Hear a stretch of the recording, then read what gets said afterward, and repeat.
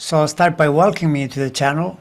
In fact, I think this is the first time, isn't it? Yes, I've never been on your channel. No. There you go. So welcome to the Only for- channel. And what's been going on? Why don't we start there with your life, with what you're doing? Okay, quick recap so you can understand all these things that are around me. Lots of crystals, lots of stuff. I started out as a tarot reader, and I was gifted with the knowledge of who I was very young. So I've been reading tarot since I was 12, Mm, and then you kind of played around with it, kid stuff, and then I went to college. And when I was in college, I found out that I could do remote viewing. I didn't know what it was called, but I lost a roommate over it because I described the inside of her house, and she said, "Well, anybody could figure that out. I mean, if you go, yeah, I've never been to Memphis. I don't know how she'd think I would know where out." So, and then I kept telling her, though, you have that beautiful portrait of your mother over the fireplace. And she said, "Well, now I know you're wrong. You just realize you're wrong. There's no portrait of my mother over the fireplace." Well, when she went home at Thanksgiving, her mother had had a beautiful formal portrait done of her when she was running some big society thing in Memphis in this beautiful blue dress. And when she came back, she said, "I've already asked to have a roommate change."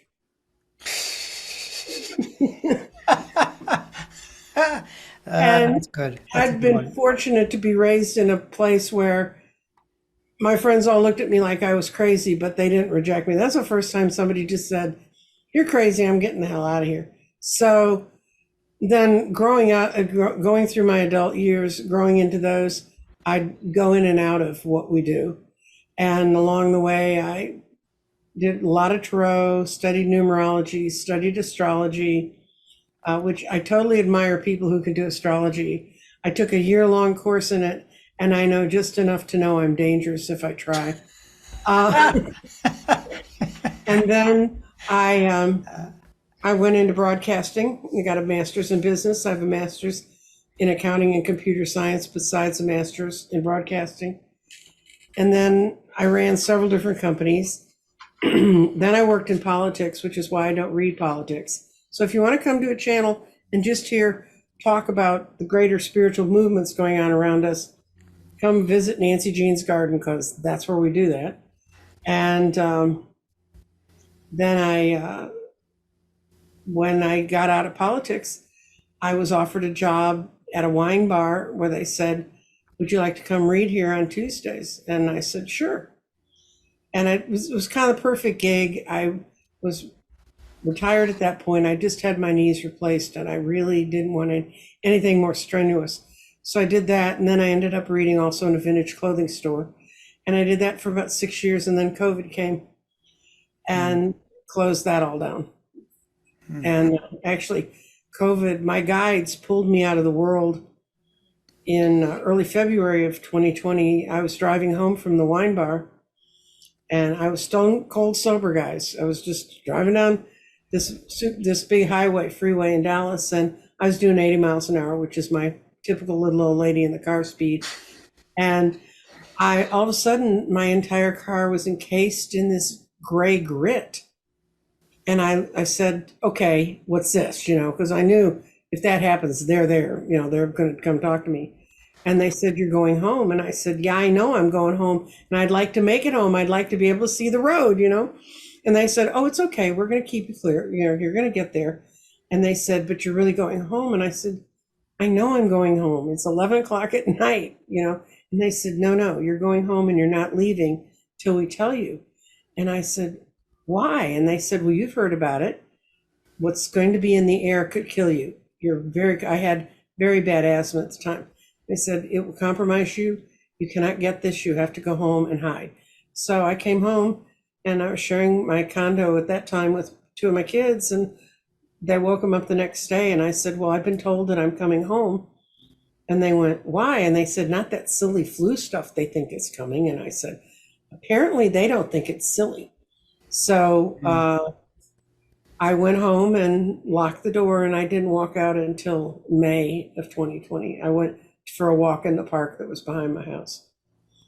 Mm. So Wow. 2020. That was so Yeah. that was the year of the pandemic. So you did. Yeah, they closed, the whole world closed in the US on the 13th of March because it's also my oldest son's birthday. Mm. And they were having a very small party where he said it was the world's weirdest birthday party. They were all looking at each other like, do you have it? Do you have it? And but it really hadn't hit yet. Although people were starting to die in New York and stuff at that point. But so I came home and just hung out, and then slowly I've branched out a little bit. Hmm. And that got me into doing YouTube and meeting a lot of people. But I also had begun right before COVID started. I really began working with crystals and learning how to put them into shape and form and using sacred geometry and numerology to do it. Now, this is what it eventually grew to. I build crystal grids, and I've got one I'll show you. This is a grid. And this was unpretentiously, I was talking with a ley line energy worker from who's also a house cleanser in England, and he said, "Why don't you build a grid for the world?" And I went, "That's not pretentious at all. I'm going to build a grid for the world." So I mentioned to some of the readers, and I said, "Oh, we'll all go in with you." So this was a combination of about 4 of us putting our heads together and using my system. And each stone, when you get a grid, each stone has what the stones are there for, where it is on the thing, what it means for you, and how to use it. Right. And they're like a little power generator that kind of sits in the back and hums. So on New Year's last year, 4 of us got together and fired it up with the guy in England, 6 o'clock our time, midnight where he was. And I build those, and I also have created. This is a heart chakra egg, and this is throat chakra egg. This is for people who want to work with their throat chakra, learn how to communicate more effectively, and clear that up. And the other one I've done so far is this is a heart chakra egg. Oh, nice. And that one I invented the heart one first for a friend of mine who's died twice on the on the hospital table working on his heart. And he's came back both times. Not real happy about coming back, but he's here. Just talked to him today. He's still around. And he wanted me to find something that was more focused on that for him than a grid. And so I invented that, and that's what you'll find out if you watch me do the 9 candles. I include crystals in that too, but it's a way to help us all function, focus our intentions on certain things so that we can act more as a large group. Because I think the more of us that bond our spiritual energy together, the more important and the more quickly we can make the changes that are being foretold that are going to come around Lionsgate this year, 8/8, which is the 8th of August. 8th of August. So what changes are those? What are you referring Well, to? right now, 8/8 Lionsgate, it's actually a whole season. It starts about the 24th of July and goes until the 7th or 8th of August. I mean, no, it goes until like 12th of August. But it's a period of time when the star Sirius, which we're up in your world here, the star Sirius, the Earth, and the constellation of Orion are all lined up. And they're lined up in such a way that that's exactly what the pyramids in Giza were lined up to when they were originally built. And it's supposedly a time of year when great and sudden transitions happen. And it's a time, in the last few years, psychics who've been dealing with not just signs, symbols, stars, and things, but just getting energy patterns, that our energetics are changing. We're changing from being our human form, our earthbound form. It's got a lot to do with the ascension, how people feel like their energies are changing. A lot of people are finding that thought they were a little bit psychic or finding out they're a whole lot psychic. And if they're a whole lot psychic, they're like blown open. And a lot of that shifting happens during the season of Lionsgate. And 8 and numerically, you know numerology, 8 and 8 are powerful numbers because they're money power concepts and bringing that forward. And this year's 887, 7 is 2023 works itself out to be a 7. But next year we're going to be in 888 Lionsgate a year from now. So that's going to be all kinds of fun. Right in the thick of the election mayhem. We're Oh, gonna yeah. Well, a perfect time for it. The other things that have happened on 8/8 was a year ago. That's when they went in and served the search warrant on Mar-a-Lago. was that an And 88? That was it. that was on August 8th. Oh yeah, And, right. and, and in 1972, Nixon resigned on August 8th. Huh. It's so interesting. Yeah, I mean eight is normally 9 is associated with more of a completion thing, but eight is an infinity symbol, so 8 has to be powerful as well. It's a powerful time when things that are happening there are really happening there. I mean, they're not going to happen. I don't think anybody's really, if they go back in their life, they're not going to find too many dull 8/8s in their lives. Yeah, it's curious that this year because the serious proximity, I'm pretty sure that has to do with the being on the same side as the Earth or something along the lines. Because Sirius is in Cancer, around close to the middle of Cancer, but this year Venus is retrograding in Leo around this same period. It's going to start to retrograde very soon, and the early August period is just starting its retrograde cycle. The curious thing about that is that Venus does 8-year cycles. Its cycles are Yes. such that wherever it starts, if you look at the ephemeris point for that day, it keeps shifting for 7 years. But in the 8th year, it's back to where it was. After tracing a pentagram in the sky, it kind of goes through Right. this thing, then it returns. And so I think that adds another layer of meaning because Venus retrograde periods too are for society. You get periods where people are restless and they push back against the consensus. For example, I think this thing with the actors union and the all these strikes that you're getting are Right. Venus retrograde, with people saying we're fed up and we're not going to agree to these rules anymore, and so we're in that. Plus what you're bringing up as well, because that's a different layer there. You're getting into the the mystical dimension, I think, unless you want to wrap in the No. I know.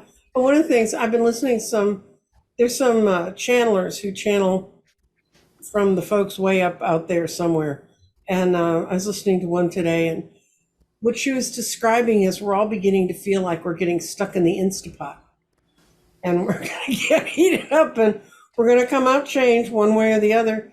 And I was wondering if, I don't know how to put it another way, but are there any great movements within the stars other than Venus that you just mentioned? Are there any other things that are pushing us into feeling like we're all stepping into the Instapot and we're going to have to see what we come out at the end? well, it depends how long you're pointing to. If you say now, this August, September, then probably the Venus is a more dominant pattern because that's when it's happening. If you're talking about the decade we're in, we are on the cusp of major changes because multiple planets are changing signs all at the same time. Like Neptune will change after being in Pisces since 2011. It's changing in 2025. Saturn goes in there with it at the same time. Pluto is making its way into Aquarius permanently. It's been in Capricorn since 2008. Will be in Aquarius till 2042. That's a major change. Yeah.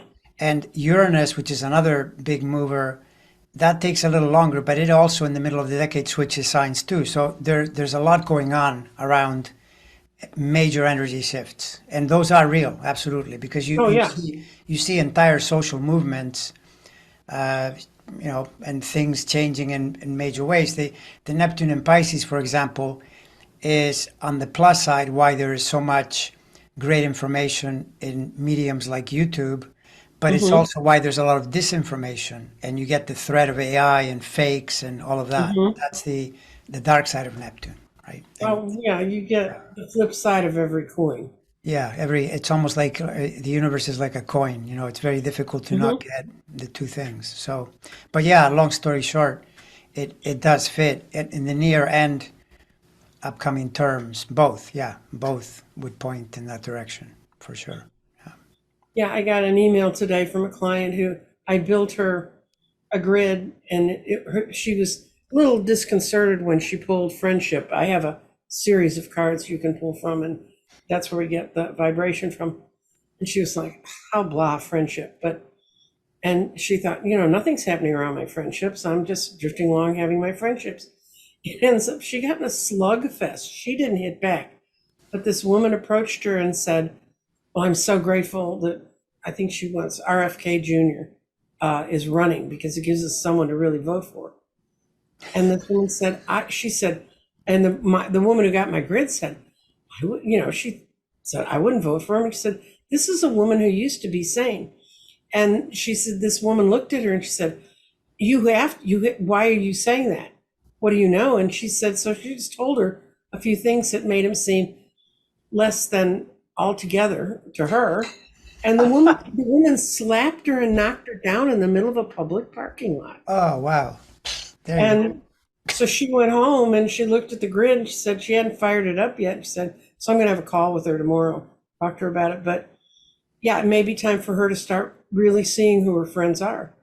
I mean, Yeah, yeah. I mean, that's a classic. It's in astrology that would be the 11th sign, but that can be a friend or just a social contact because. mhm. But yeah, same thing. Well, Where she said someone she'd known 20 years and would never have expected that behavior from her. And one of the things I've been getting from a lot of the different, looking at all the different pieces that are supposedly forming this, is that a lot of people are going to find out a lot more who people really are. The facades are starting to fall off, and their real energy that they're based in is going to come, and they're going to see what they feel like, what they're doing. And that was of all the stories I've gotten recently, that was the one that told me the most completely. And I think if everybody understands we're all in a lot of change, maybe we can have some more compassion for others we see in change who are not doing it as well as we would like, and also to have some compassion for ourselves, because I'm 74 years old and I'm like, what do you mean we're going to go through another major change? What the, you know, I I did the know. 60s, I didn't want to do that again. Wanted to stop. Yeah, yeah, I know. Mm-hmm. Yeah, Stop the train. I want to get off. yeah. Although, I mean, if you look around at the current energies, it's not sustainable. It has to change because Oh, yeah. it's too tense the way it is, and it's just too disjointed and too out of sorts. So I think it's a welcome thing that Oh, I'm glad to see. I think I'm going to like the political changes at the end of it all. Now, mind you, I ran a huge field program for Obama. So, much of what's happened in the last couple of years have been very distressing. But, I realized that it took us a long time to get to the point where we could get him, and it's going to take a while to work out the balance because he was a huge shift and change when he came in. yeah, yeah, and unfortunately, there was a rebound effect to Hmm. to a figure like Trump. Although that also to me was, you know, it was really disappointing the way Democrats they don't take elections seriously enough. Because it's elections. You have to win big. You can't just say we're going to win and there's no need to vote. That's always a mistake Hmm. because the size of your win is your mandate. So you have to be very disciplined. And I remember seeing numbers with that 2016 vote that were really disturbing because Trump is only there because Democrats didn't vote when all is said and done. Well, people who didn't see who Trump was didn't vote. I was that year. It was one of the last years I was doing much of anything, and in where I live, you can be a deputy registrar, and I could carry voter registration forms and teach people how to fill them out, and then get them to the county seats so they get on the voter rolls. And I had a big pile of them where I was reading Tarot, and I talked to people about how important voting was. I talked to everybody about that because I can't imagine not voting. My kids were raised so crazy about voting that my son was driving through Dallas on, it was the last day of a primary, and he made the carload of college kids he was with stop at the polling place he knew would be open on Sunday so he could go vote early. And he got out of the car and ran in and voted, and then ran back out, and he called me that night and he said, I voted. Don't worry about it. I got I mean, my kids, I think they always thought they wouldn't get fed if they didn't vote, but I wouldn't have been that mean. But in 2016, it destroyed me the night that they declared Trump was going to win. I was working at the wine bar because it was a Tuesday night, and they said, "Oh, he can't be winning. Read the cards," and the cards were not turning out terribly well. And finally, I decided I'd do a big spread. I normally do 1, 3, 5, 10 card readings. I don't do massive, but I did a massive spread. And two of the servers and the sommeliers there came up and they said, "You look really sick." And I said, "I'm not sure I can believe this." And I saw the whole thing. I saw the whole 4 years. I saw kids in cages. I saw trying to abolish civil rights. I saw Supreme Court judges being traded around like baseball cards. And I was devastated. And I mean, I'd been working my whole adult life to not have this kind of nightmare. So I was so upset with that. And I never wanted that deck to be read again together. I mean, it was so evil. It just was evil to me. And so I took a third of the deck and threw it in the dumpster at the wine bar, a third of the deck and threw it on a gas station on my way home, and put the other third in the dumpster where I lived. And I just crawled into bed for 2 days. And finally my daughter came in and said, "Mom, you got to get up. I mean, you can't lay here for 4 years. It's not going to work." So I got up, and what really upset me was only 48% of the eligible voters in the country voted overall. So, I mean, 52% of the people in this country was like, and I would hear this from people all the time, "Well, I just think politics is so nasty. And I just don't want to make a wrong decision." Well, the only wrong decision you can make is to not vote. I don't really care which side you vote for. And when I was back at the clothing shop, and one of the clerks came up and she said, "Boy, you must really be pissed at all those people who voted for Trump." I said, "No, I'm more pissed at the 52% who didn't take their role as a citizen in this country seriously." And I said, "And they're going to see what happens when you don't." And I really feel that in my heart of hearts. I've worked so hard on GOTV, Get Out the Vote, and all those kinds of movements that I just was, anyway, it's getting my blood pressure up. It's not a good thing. But it really, I'll tell you, this sums it up for me. I was raised in a very political household, politically the opposite of where I am now. My parents were Republicans, but they were during Eisenhower's era and that stuff. Right. My mother, she used to say she was a Rockefeller Republican. But my mom was a little old, sweet Episcopalian church-going lady. And people would come up to her and they'd say, "Helen, why do you sully your hands in politics?" And she'd look right back in the eye and say, "I'd rather sully my hand in politics than have them sully their hands on me."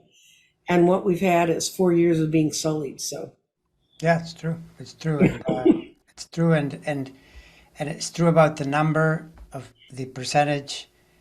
And it's also true that there are millions of people that voted for Obama didn't vote for Hillary. And that's just incomprehensible to me. I don't understand how you can't compute, where you live, what it means, and things like, oh, it's the same two-party. No, they're not the same at all. They were not the same, for example, in 2000 when all these really smart Democratic Floridians voted for Ralph Nader, handing the election to George Bush because they ended up arguing over 500 votes and 90,000 votes went to Nader. I mean, this is knuckle-headed thinking where you have to, assess where you are so you can make the right decision. It's a Jill Stein thing. In all the states where she ran really hard and actively, if her voters had not voted for Stein, if they'd stayed home I, or not voted for Stein or come over and voted for Hillary because they really didn't like Trump that much, we would have won.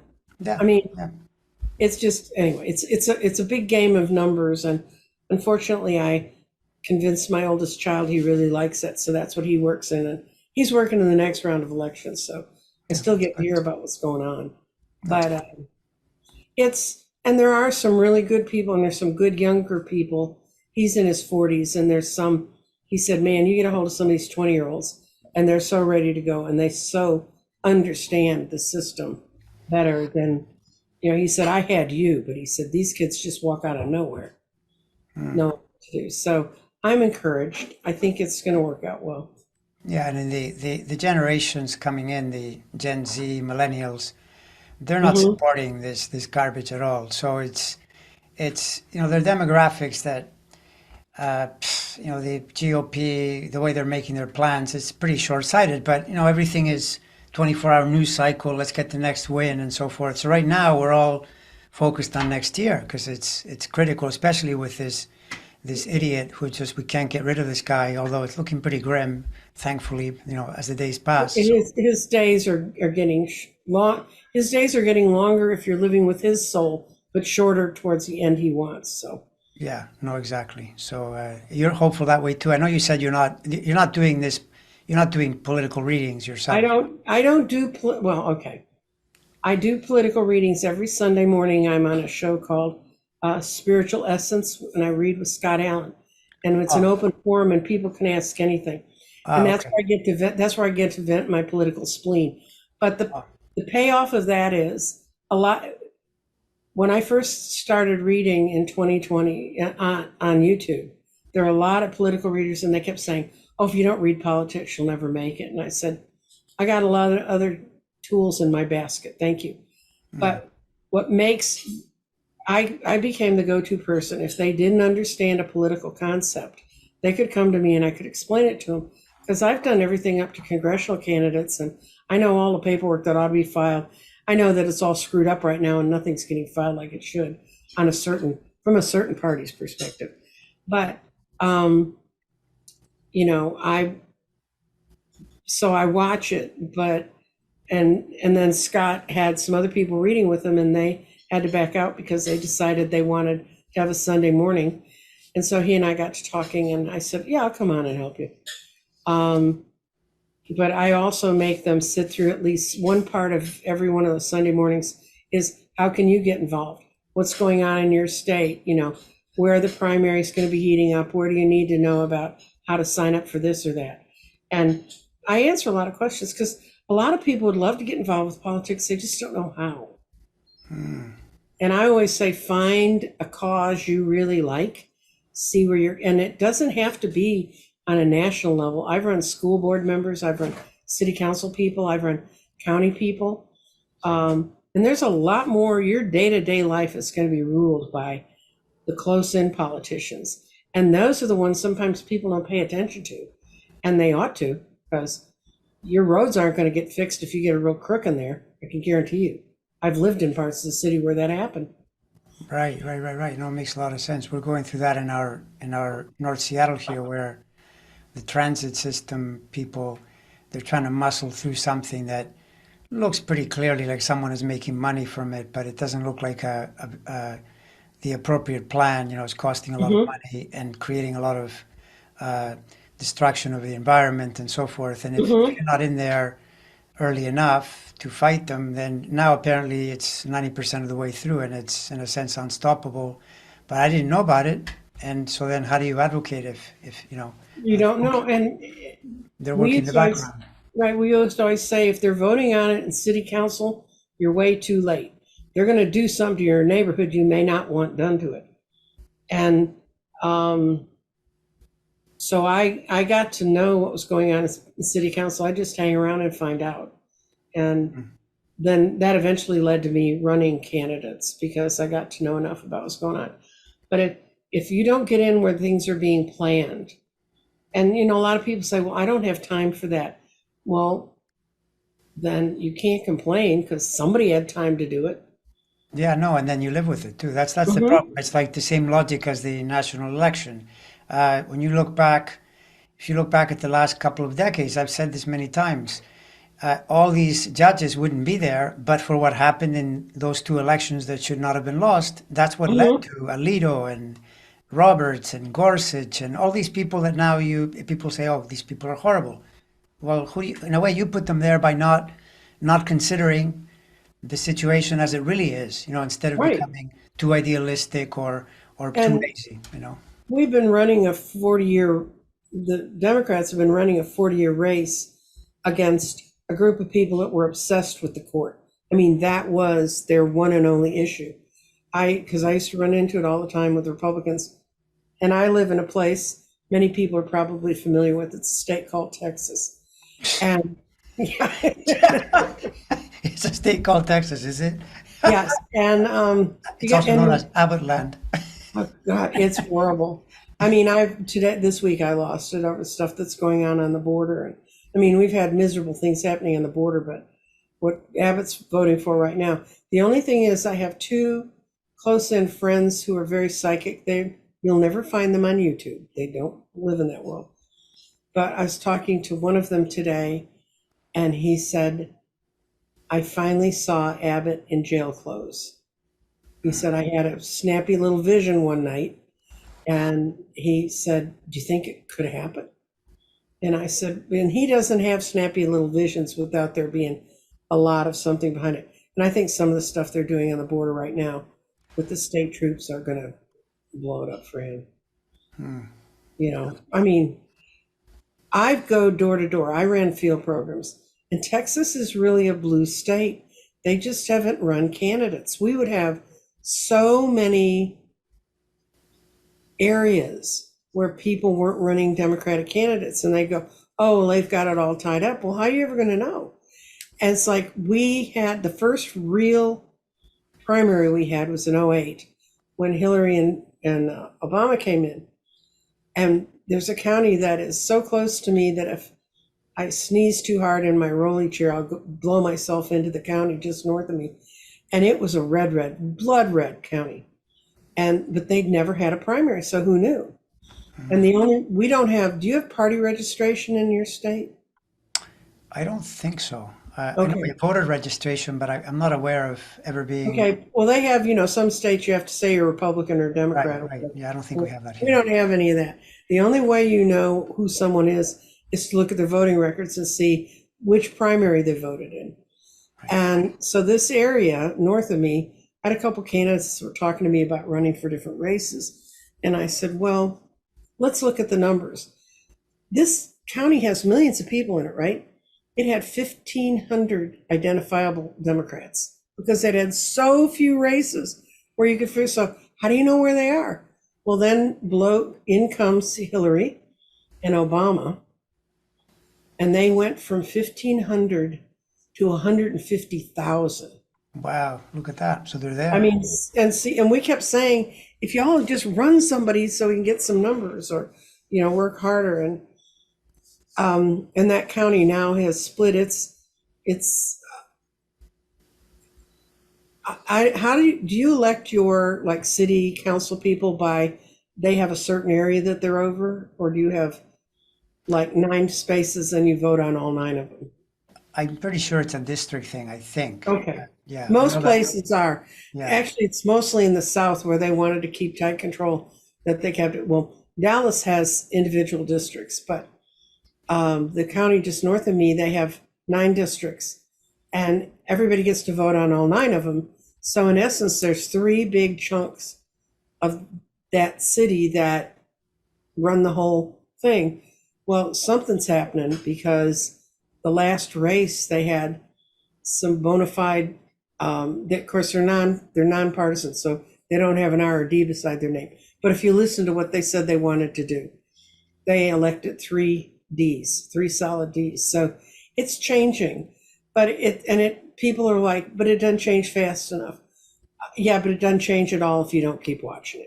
That's true. And also, that when did this happen? These 3Ds? Was that This year, Yeah, we those tend to be when you see places like Texas, or I heard of there was a mayoral race in Florida, unexpected D win. Jacksonville. Yeah, exactly. Those tell you that the 24 election is in grave peril for the GOP, and it's just the way it is. Like the small races point to the way things tend to Right. fall. So this, to me, this gives me hope, but it always depends on people being on top of it and realizing this is serious. You know, maybe Well, this era will be that all this pain that we've experienced and all this distress from having an evil clown running hmm things will make people more civically minded and cause them to be on top of it and vote more and hopefully train their children to be like that from a young age, because now they're like my niece is I think in her early 20s, and hmm she says, what do you mean they took this away? How can this be? How can this happen? And you have to say to her, well, if you don't vote, I mean, it can happen to you, it can happen to anyone. Well, and after '08, my youngest son had gotten married, and his wife was a rising young executive in a bank. And when she first entered our household, she was a daughter of a military family and was very conservative. And all she did was hang around with us, and she changed. And so she said she works with a lot of people. She said they don't understand, they don't hear it. So I went to lunch with her and six other young women, and I explained to them that they were all about 26, 27 years old, that when I was their age, I couldn't get a credit card without my husband's signature or my father's signature, even though I was the one that made all the money in my first marriage. So, and I was explaining to them that when I'd worked, Texas actually has its own ERA amendment that did pass, it's statewide. Because when I was in my early 20s, there were women whose husbands were missing in action in Vietnam and they couldn't sell their houses. If Wow. I mean, they're absolutely trapped by their circumstances. And we would work with lawyers to try and help them wend their way through and get their lives back in shape. And when I got divorced, because like I said, in my first marriage, I made all the money. Um, uh, Yeah, right, exactly. Tell the truth as it is. well, why are you here? Anyway, when we got divorced, he got our credit rating. I had nothing. Yeah, it's historical And though, because you can go back and women were allowed to vote only starting a century ago, and mhm, and because of momentum. This is the thing about when there's a habit, it doesn't change that quickly. So if you look at the record, they only started voting for themselves in the 80s, and that's when the mhm. Democratic Party started to outvote the GOP because women are more sensible than men. I hate this is the truth. Yeah, well, it's true. Like, Well, well, they care about the future and they're what the world their children grow up in. yeah. But the other thing that happens with a lot this I used to run the polls. I'd work and run, where people bring the which I really pisses me off about what they did in the last election to some of these people. But anyway, I would run the polls and I'd, help people, vote and learn how to vote. And one of the things is only one person can be in the The spot booth. at a time, right? Right. We used to have a lot of these older men, and when I mean older, these guys would be about 100 now. They would be standing behind their wives, who were equally about 100 now, and they would tell them, Well, how to vote. I mean, they would sit there and watch how they voted to make sure they voted the way they wanted to. And so the wife, when I started running the polls, I said I would split the booths up so they couldn't even be beside each other, right? And if a man tried to interfere with his wife voting, I'd say, "Sir, you have to come over here." Well, no, I need to be. I said, "No." I said, "Ma'am, do you need help voting? Because I can help you." And she said, "No, I don't need any help voting." So then I'd make them, and I actually threw some of them out of the polling place. I said, "You can wait for her outside." I mean, I don't care what kind of problem I caused, but if anybody was going to interfere, and all the women would walk by my desk mouthing "Thank you." And one time when I was running um, canvassing, where they were going door to door and saying, "I'm representing," they knocked on this guy's door, and the husband answered. And he said, "Well, I don't know why you Democrats would even come to my door. No one in this house has ever voted for a Democrat." And you could see the guy who was at the door could see the wife behind him going, "Go, get out of here, go." It's funny. I know, yeah, it's remarkable. I've heard of those stories even from the recent election of husband and wife voting Trump and not Trump, and I'm thinking, you know, it's like George Conway and Kellyanne Conway. I kept thinking, how long can that marriage last? And the amazing thing was that it was her daughter who was Hmm. really young when Trump came in, but as she became more of a teenager, turned Hmm. completely against her mother and was taking pictures Hmm. or compromising things and so forth. But you wonder how households like that survive when you've got, you know, this is no longer about even George H.W. Bush, well, him especially, but George W. Bush seems pretty normal compared to what's been going on in the Republican Party in recent years. There's just no place to meet. It's too extreme, you know, uh, too much. So Well, it's when right after Hillary lost, um, I had a lot of women because this vintage clothing store I was in, it was kind of a high end. They sold antique cowboy boots and really good recycled jewelry and stuff. And I had some women that used to come and get read relatively frequently. And I can't tell you the number that said it's done. My marriage is over. You know, he was once one woman said he was wow. an she said he was an uncompromising a-hole. But we like the country club and we grew up together and everything. She said, not after this. Now he thinks he can tell me how to do everything. I mean, I really saw a lot of divorces out of Yeah, see that's the thing. That's the amazing thing.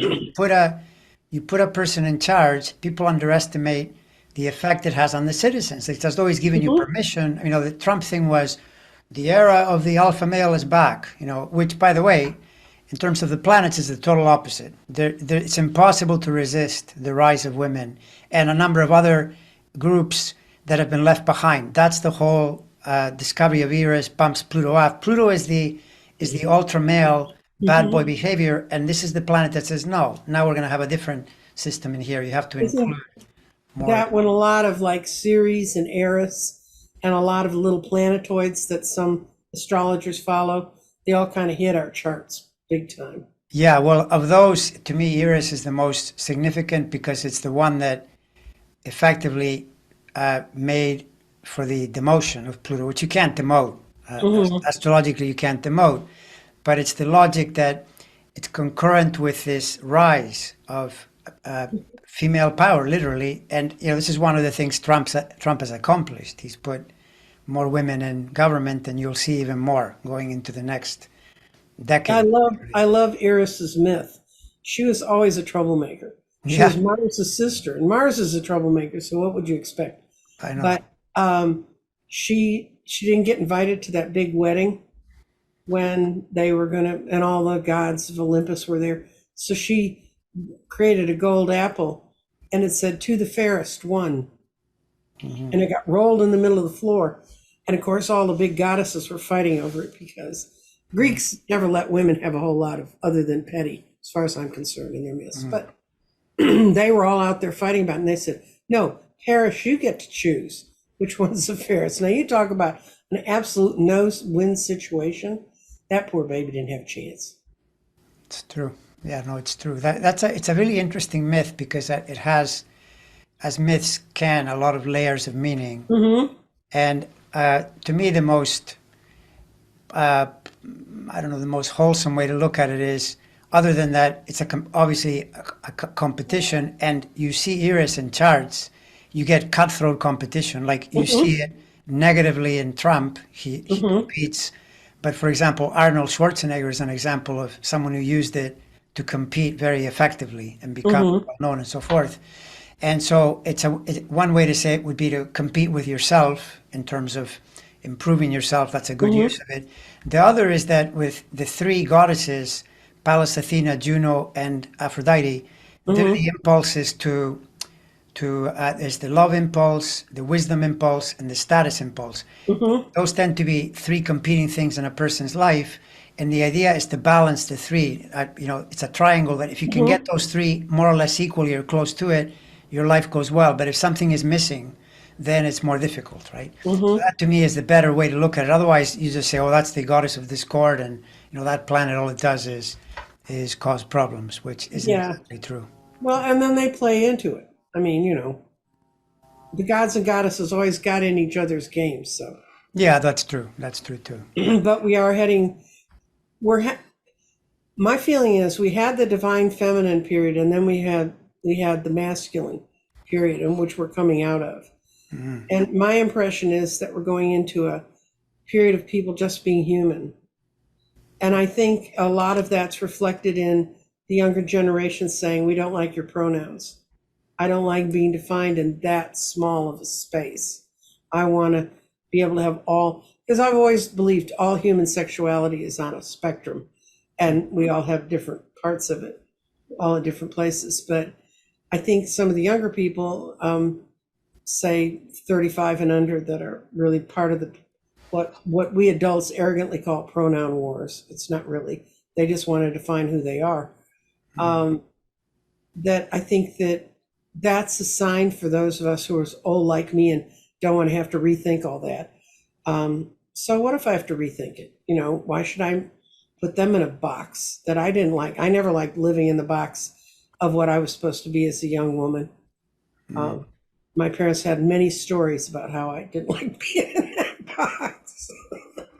Yeah, that's you. That's planetary too, though, right? I mean, a person has Oh sometimes yeah. you're just born. You come into the world with a certain temperament, and even if your parents are a certain way, in a way, you could think of it as they have a subconscious aspect that you manifest for them. You show Hmm. up and they're really that way, or they could be that way, but it can be very unconscious to them. Hmm. It can be Oh yeah. threatening Well, because if and they, yeah, yeah, they were exactly. a totally different generation. I look at my grandchildren, and I really, really like them. But both my grandchildren were born after 2012, so they're part of that group of, some people call them starseed children and whatever. I just think that they really have some spectacular aspects to them. Hmm. My Yeah. kids have good aspects, but I have two Pisces and one Gemini.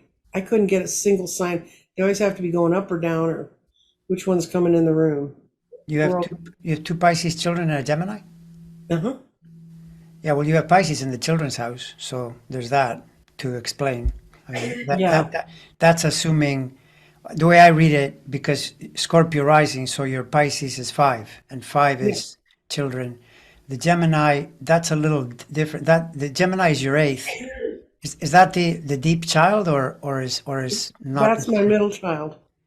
It, It's it, my Casey, my daughter.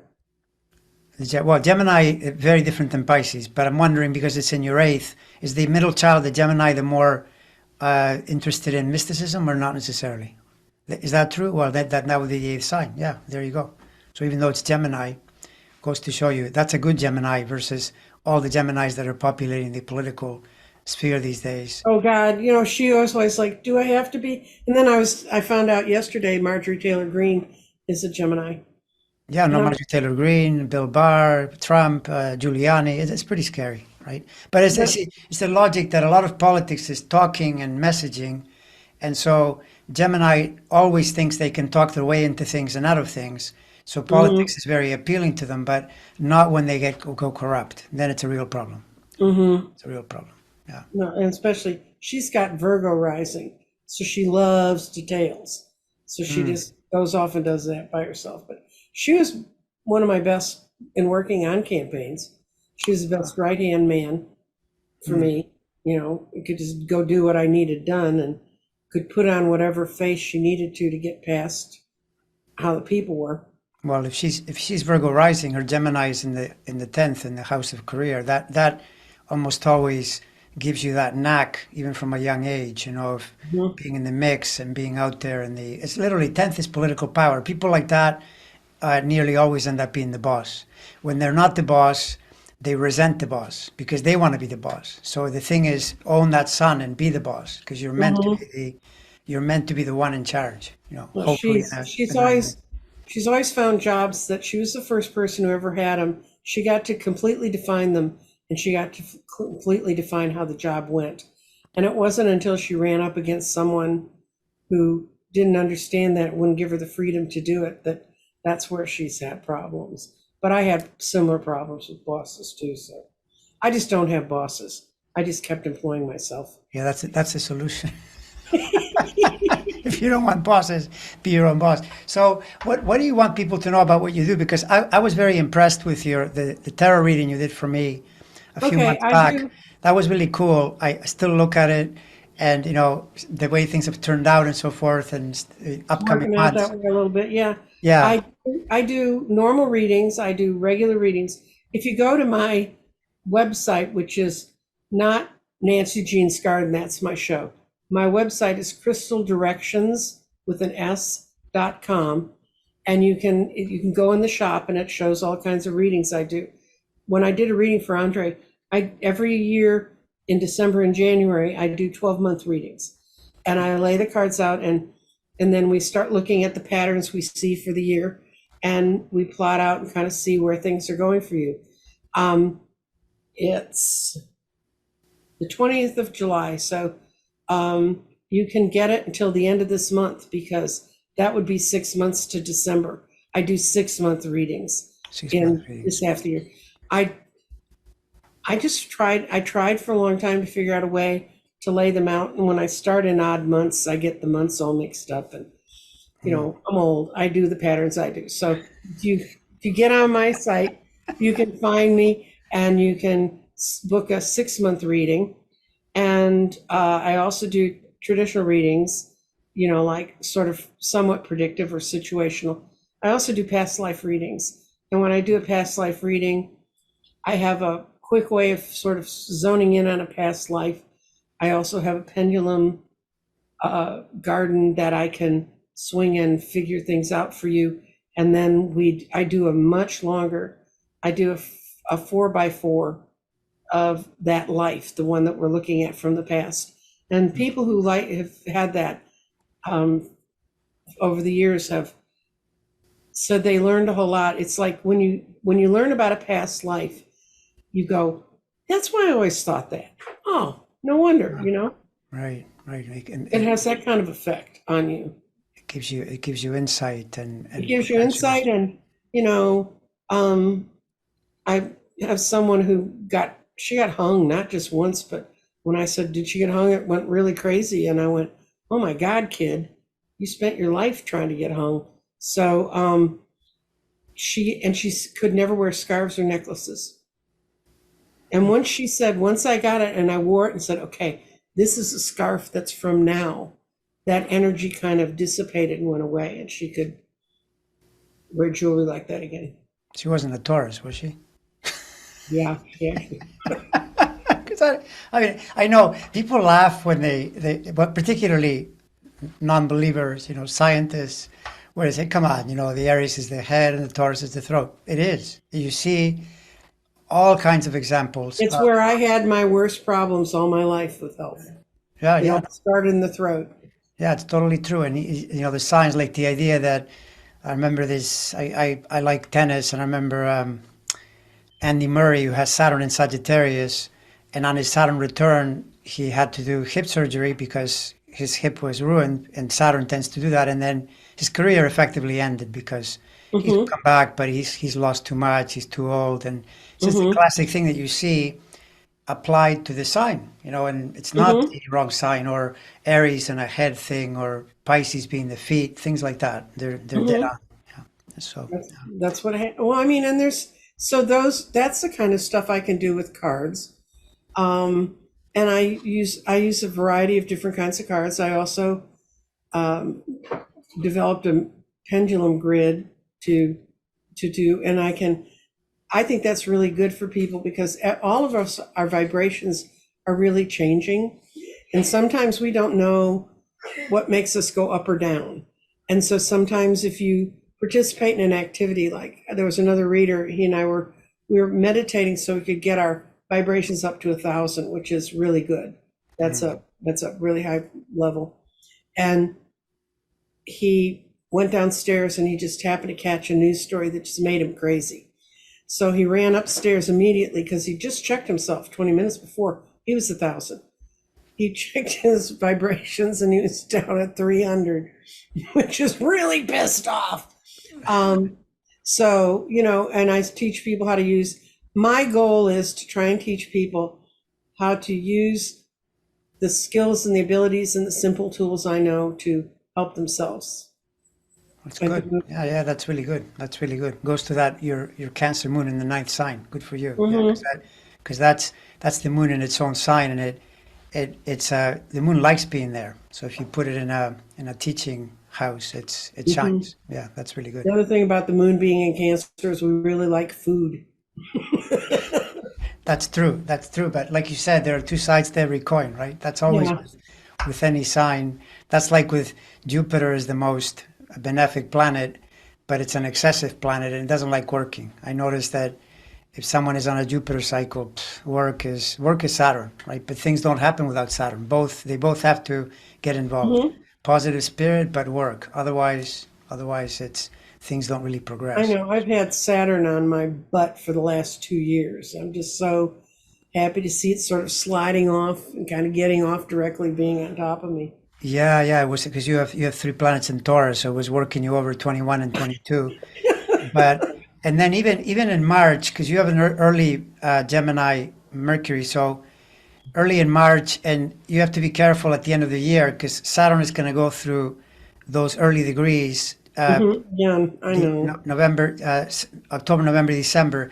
But Hmm. the thing about it is, though, once you know that it's there, as long as you realize, okay, it's there, you accept it, just Hmm. work on something that you know takes effort but will result in something good post that. And for Hmm. that, nothing like Saturn, because I notice I always get my best work done when Saturn puts pressure on me. I just get down Hmm. to it, and even if it means, I'll be thinking, I wish I were doing something else because this is just annoying, difficult. Doesn't matter. It becomes a really good thing. So yeah. Well, so it's been a pleasure speaking with It's you, been and great talking with you. I look forward to the next one. I know that I'm to meet with you for the candle ceremony, 9 candles. nine Yes. candles. Hmm. Okay. And Right. they're starting on the 29th. I have an intro show with Danny Shea, and we look at how the candles work. And the reason we started doing that was whenever I just spring up and have 9 candles, people go, "Oh, I didn't have time to get my candles and stuff." So it gives them kind of a day to get caught up.